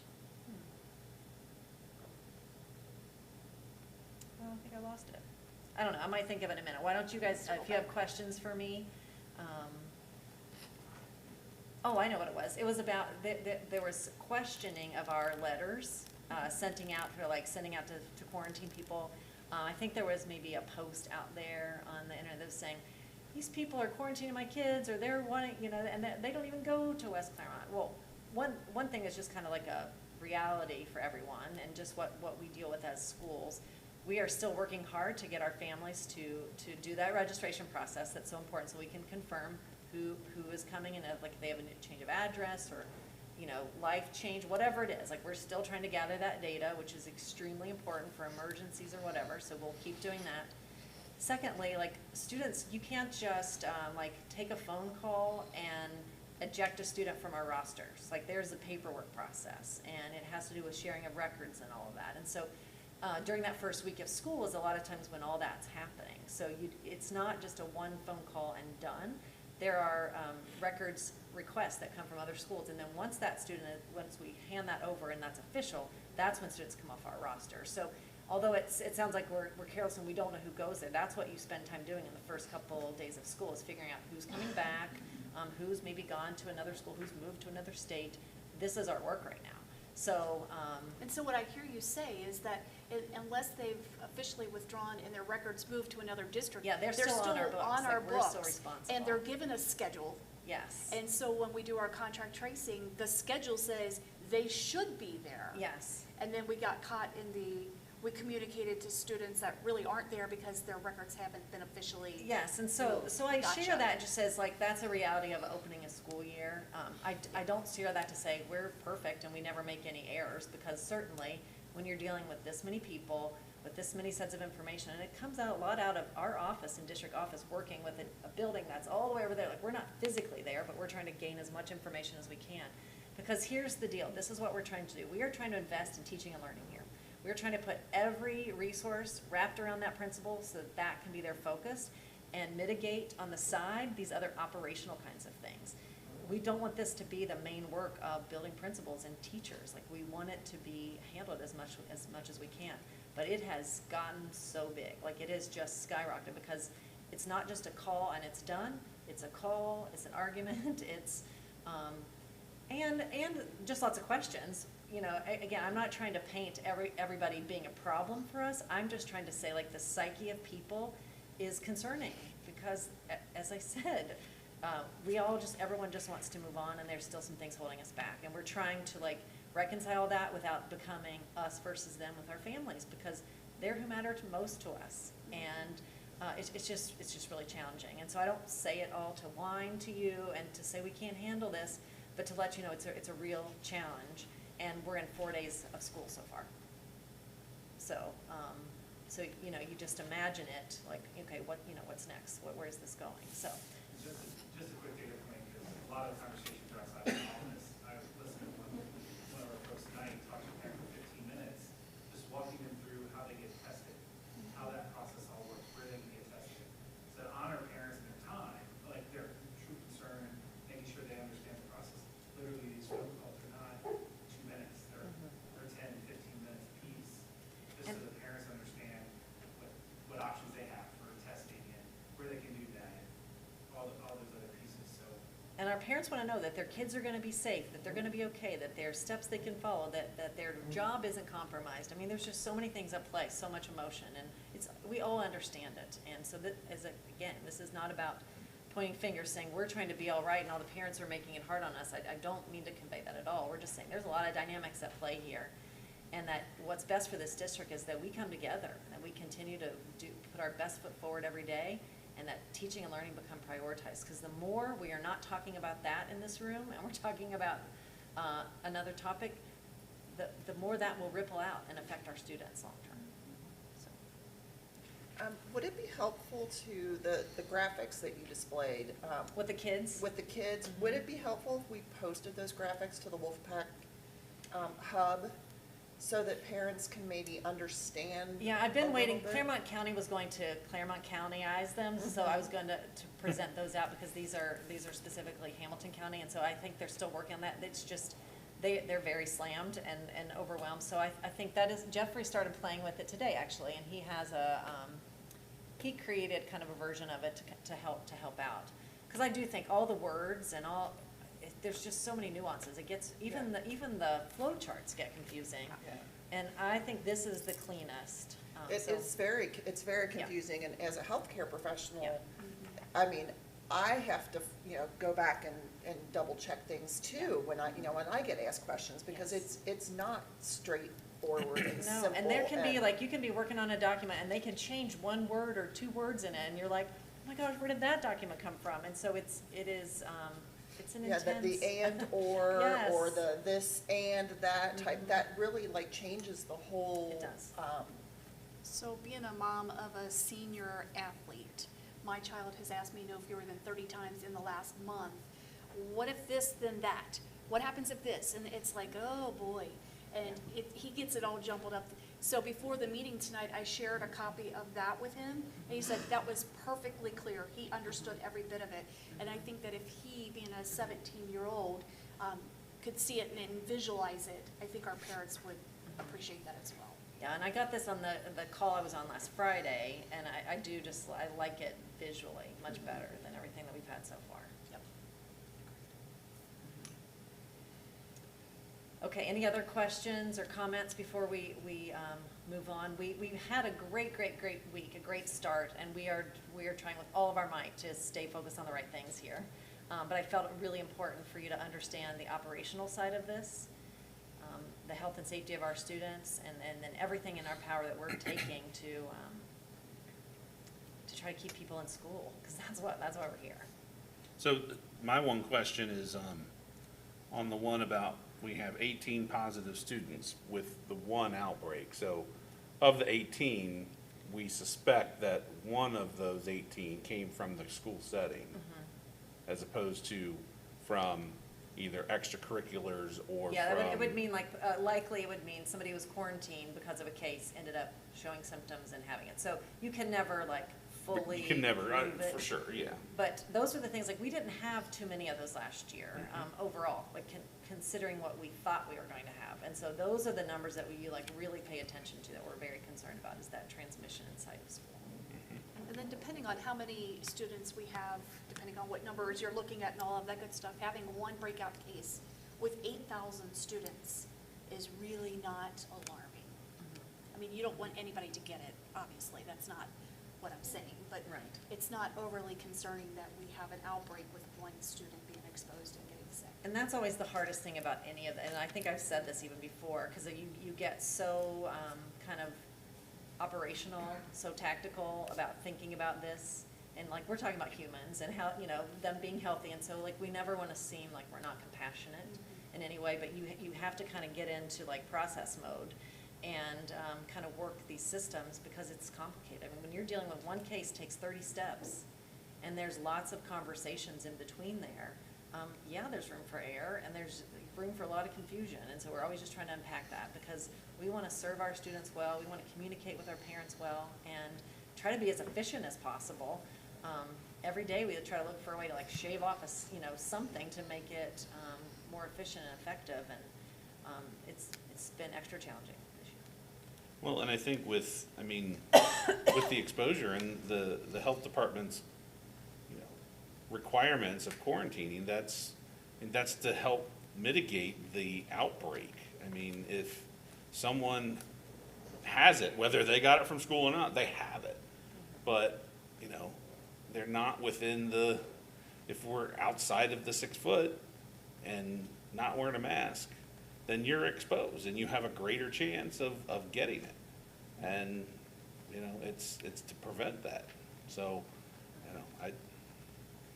I think it's great that, in the first 4 days of school, we've had one case where we've only had one case that was because of in school, but, we're still not 10 days out, so there could be more kids that, Well, and start showing certainly, symptoms. like, I should have said, like, disclaimer, Yeah. like, we really, like, they worked all weekend long.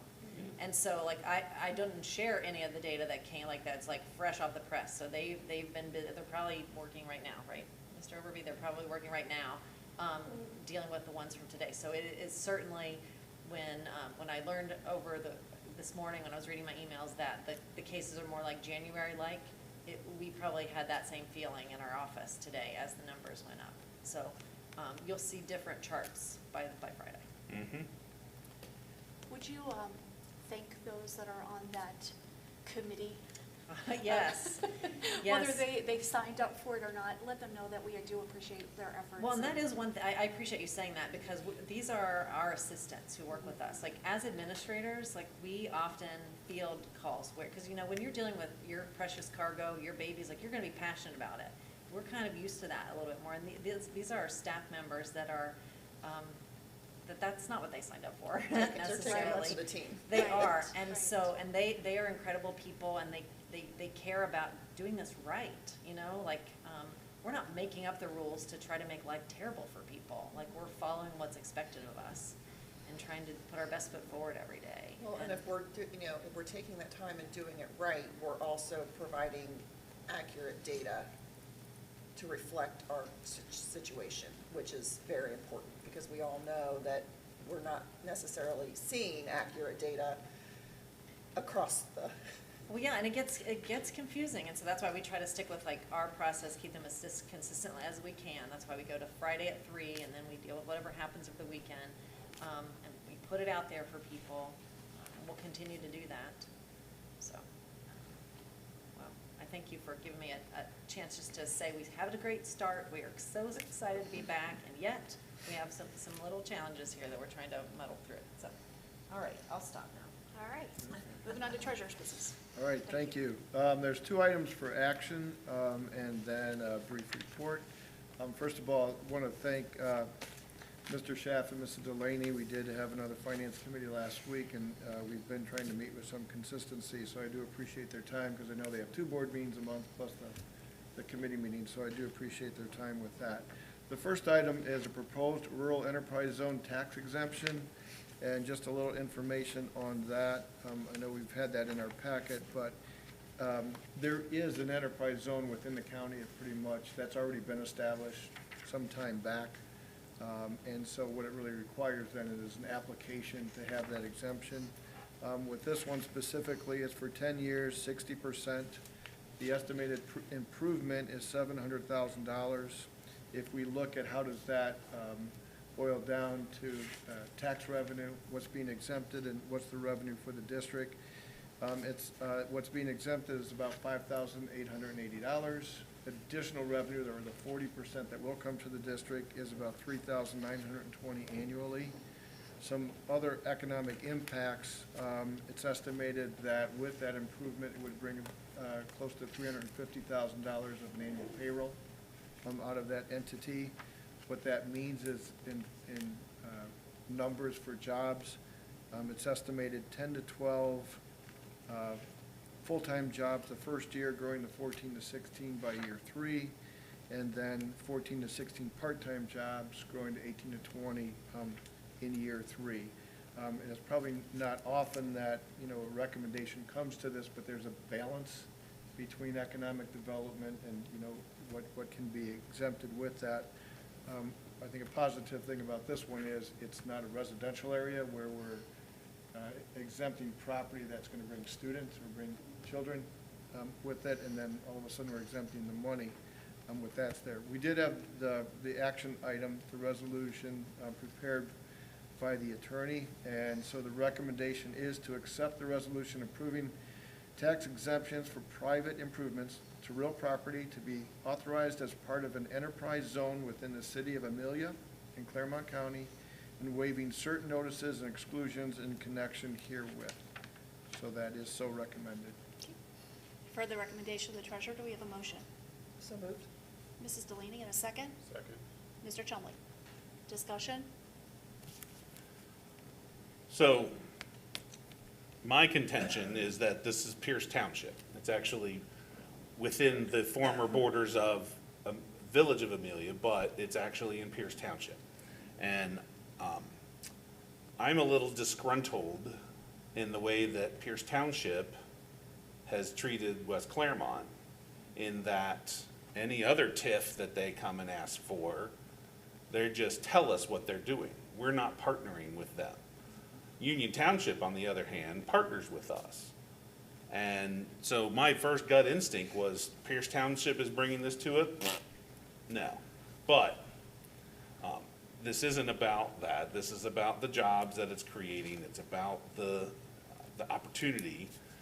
But I just, want to voice my opinion that I think Pierce keeps giving us the shaft, and, they need to partner with us.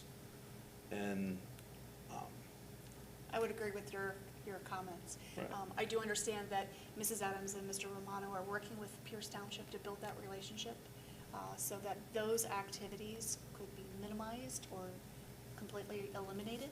Mhm. And we're very hopeful that you'll crack that nut. Right. And we'll no longer see that.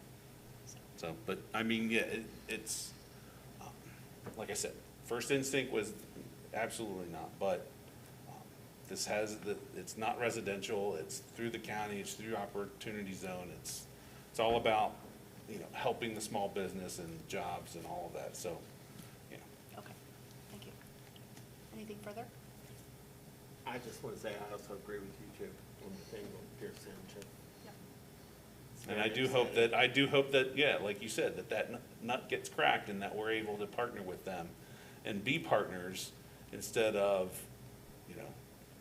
all the children they're bringing in that we're not getting the funding for to help educate them. Yep. That then everyone else in West Clermont has to fit the bill for.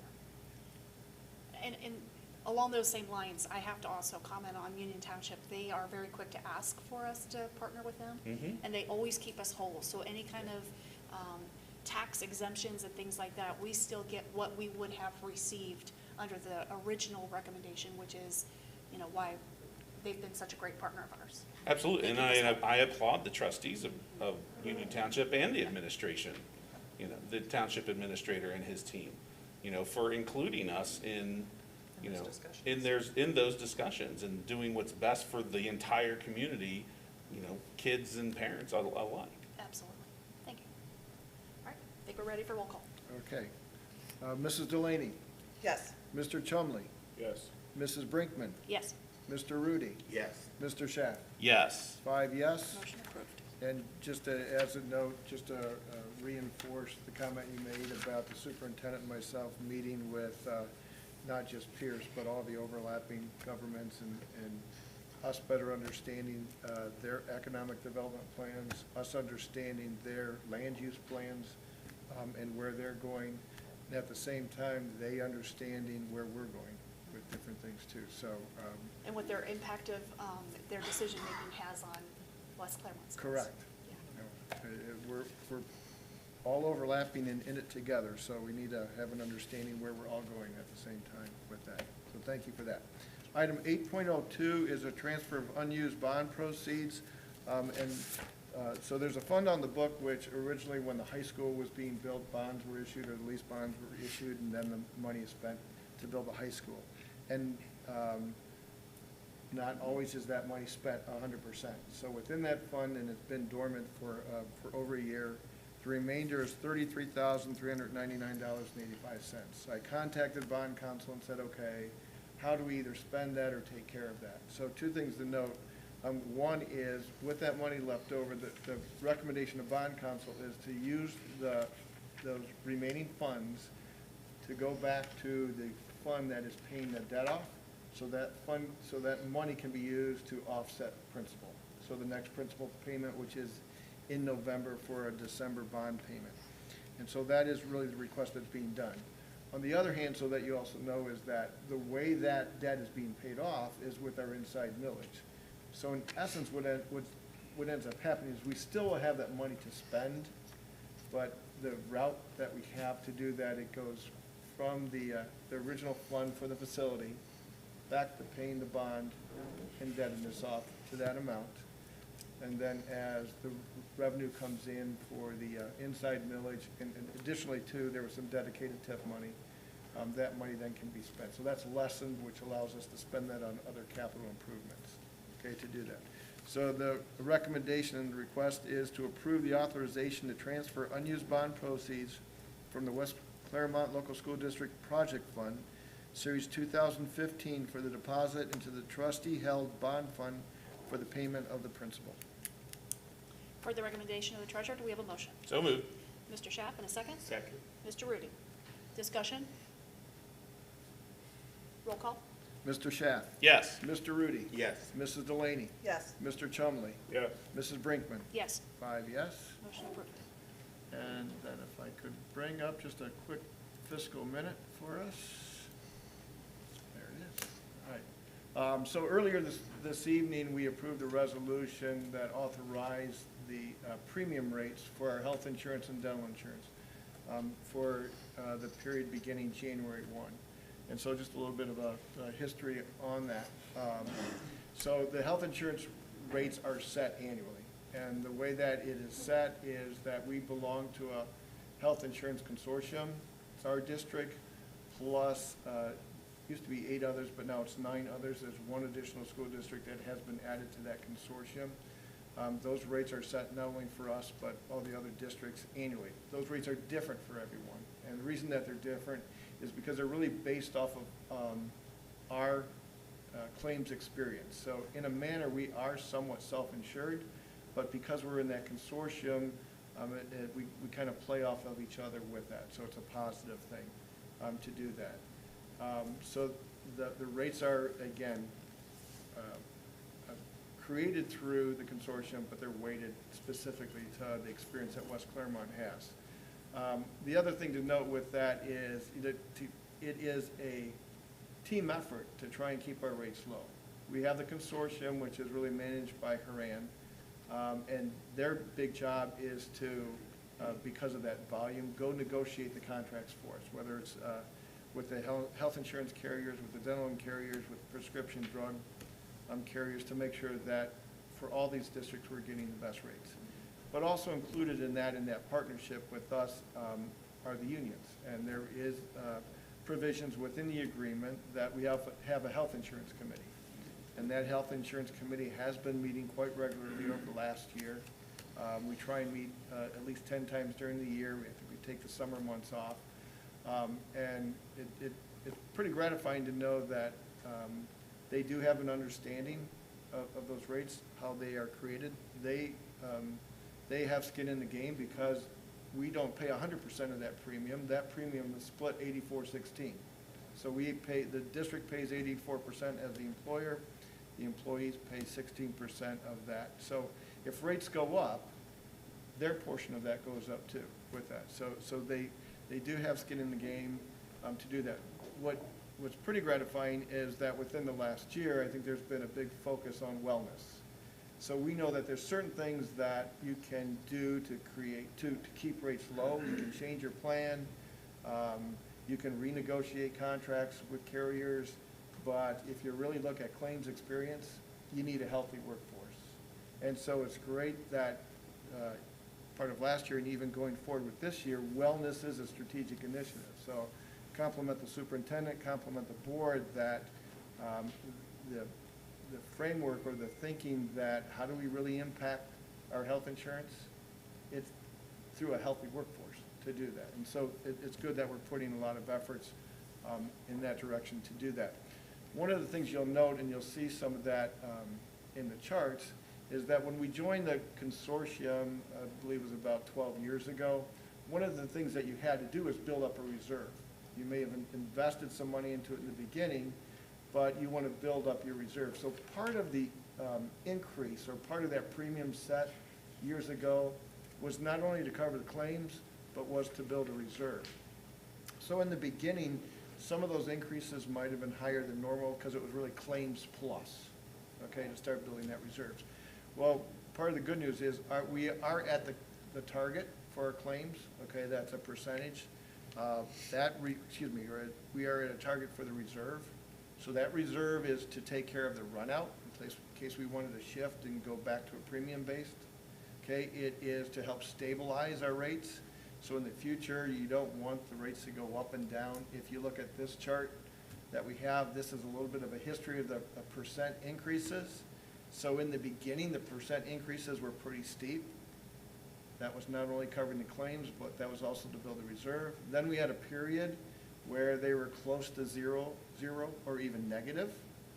Then all of a sudden they jumped back up. If we look at 3 years ago and 2 years ago, we had increases of over 10% that were shared by ourselves and the employees.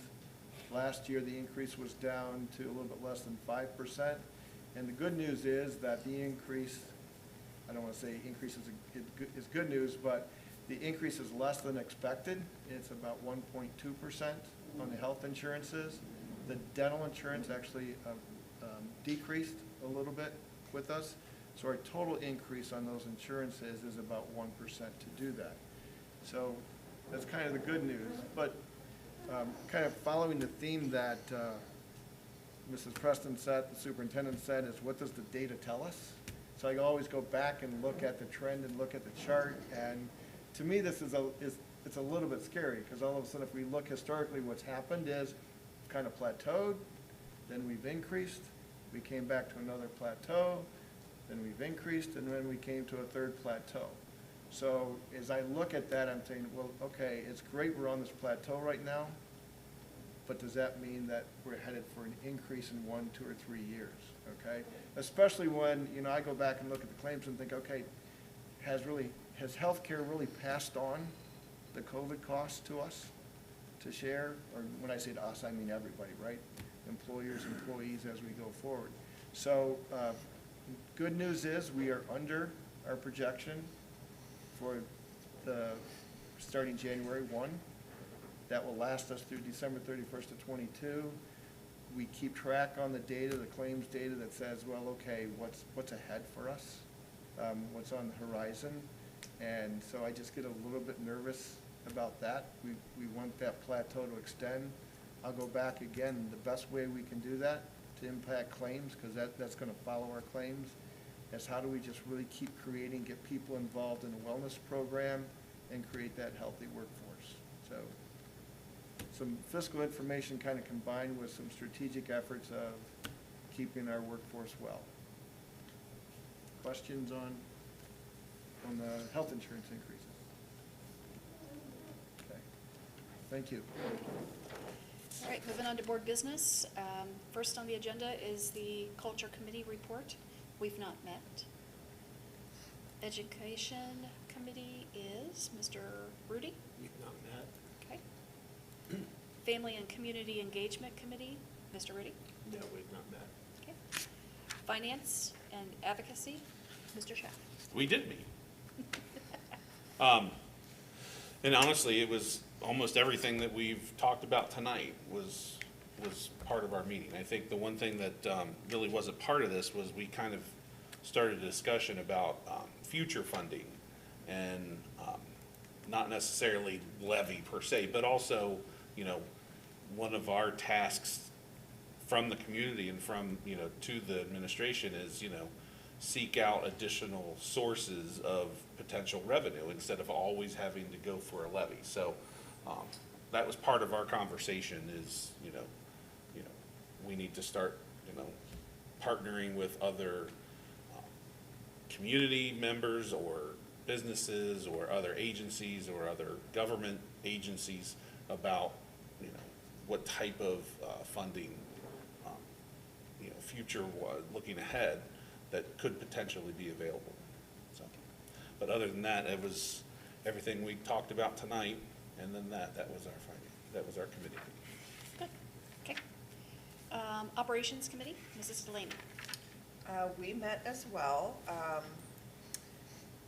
Everything operationally was good to go for the start of the school year, so thank you to Mr. LaFata and his team for working very hard to get all that going. We just discussed some day-to-day processes that were going to be changing hands for maintenance types of things to streamline and make sure that that things are being done efficiently. We also started discussing long-term planning. We're going to be setting up a 3-year plan that will have, the first year would be a prep year, starting to research, determine what we need to do. The second year of that would be planning, so you know, engaging OFCC or whomever our avenue would be to discuss long-term planning for facilities, and then the third year of that would be working to determine the plan for obtaining the funding. And then we talked about how important it is that certain committees, especially finance and facilities operations, that we are in constant communication with one another to, you know, because we can't do, you know, the right hand cannot work without the left. So I am on both committees, so I'm kind of the congruent piece between those two. And then just, you know, brainstorming about, you know, who in our township and in the community, who can we work with to work on economic development. And we discussed, as Mr. Romano and Mrs. Adams are, you know, starting to pave that way, and hopefully, you know, working with our other township leadership partners to let them know that what they're doing is how it affects us and our funding, and how it affects our children in the long term. That's it. Okay, thanks. Policy Committee, Mr. Chumley. We met 2 weeks ago, and all the policies that we discussed, we brought up tonight and presented for the first time, except for the math policy, which we voted on 2 weeks ago. So we meet again in 2 weeks. Thank you. All right. Board comments. Mr. Chumley, you have anything? Yeah, I want to thank the staff for all the hard work they've done over the last couple of weeks, especially that hard work they've done behind the scenes. We've had a great first week. I've seen it firsthand. That first day was little hiccups, but that was expected. I'm sure that happens every year. But my boy comes home every day and talks about how well he's going to school, how well he likes it, so it's running smoothly for us. What grade is he in? Kindergarten. Oh, thanks, son. Yeah. Perfect. All right, Mr. Schaff. I want to thank Mrs. Adams, Mr. Romano, Mr. Overby, Dr. Foltz, and everyone in the staff. This year was supposed to be not return to normal, but return to normalcy. And, you know, as things happen, you know, there's the curveball that's thrown. And I appreciate everybody's diligence in keeping the focus. There are, as it was mentioned, there are a lot of emotions on both sides of issues as far as vaccination and masking. I made my opinion known at our last meeting. You know, I'm one of the 5 of us, so, you know, however we're moving forward is how we're moving forward. Personally, I'm sick and tired of hearing that, you know, comparing this COVID and the pandemic based upon mortality rate. You know, and it was mentioned tonight that there's a 0.4% mortality rate to this, and we have 8,500 students, and 0.4% of that is 32 students. And if we were to lose 32 students, I don't think anybody in this room would be satisfied that we did a good job. And you know, it's perfectly, I don't want to say it's perfectly preventable, because nothing's perfect when it comes to this. But can only do what we can do. And I understand the emotion. I understand the need to protect our kids. And, you know, everybody's got to do what they got to do. And, you know, right now we have the choice, and I wish people would choose more than just 10%. But it is what it is. And then, you know, all choices have consequences. And if you don't like the consequences, then, you know, sorry. But I do appreciate what our staff is dealing with, and that some of it they shouldn't have to be dealing with. You know, I haven't heard of any specific threats or anything made or anything, and you know, Lord help me if we do, because I don't know how I would deal with that, because it's not worth the effort. So, but thank you to our parents, our student, our staff, to getting back to what we do best. That's it. Mrs. Delaney. Just reiterate the gratitude from Mrs. Adams all the way down to everyone in the trenches who are doing things every day to keep our kids in school and learning and safe. To our families, please have some grace. I understand the frustration. You know, our kids are our most precious, valuable resource that we have, and it's frustrating when it hits your family. But please ask questions. I encourage you to reach out to your building resources, to the secretaries, to get the valid information. And just remember that everybody in the school district, we only have a few licensed nurses. They don't have healthcare degrees. They have education degrees. So we're here to educate, and we're doing our best playing doctors on TV to make sure that we're keeping things going. So good luck to our kiddos. I love seeing the kiddos in school. I love all the pictures, and looking forward to seeing more students this week. That's some of that's going on. Love first day photos. Absolutely. Yeah. Mr. Rudy. I'm just thankful to hear some positive things in a world that's very pessimistic and negative. Heard a lot of nice things tonight, so that's always good. I'm the eternal optimist. I always will be. Yeah, you are. You are. Thank you. I'd like to thank our administrators for joining us this evening. We like having you guys here, having communication with us, and just seeing your face and just knowing what's going on within the district. We appreciate you giving up your evening and joining us. Anything further amongst all of us before we adjourn? No? We have no need to go back into executive session, correct? Okay. Can we have a motion to adjourn? Mr. Rudy, and seconded by Mr. Chumley. Roll call?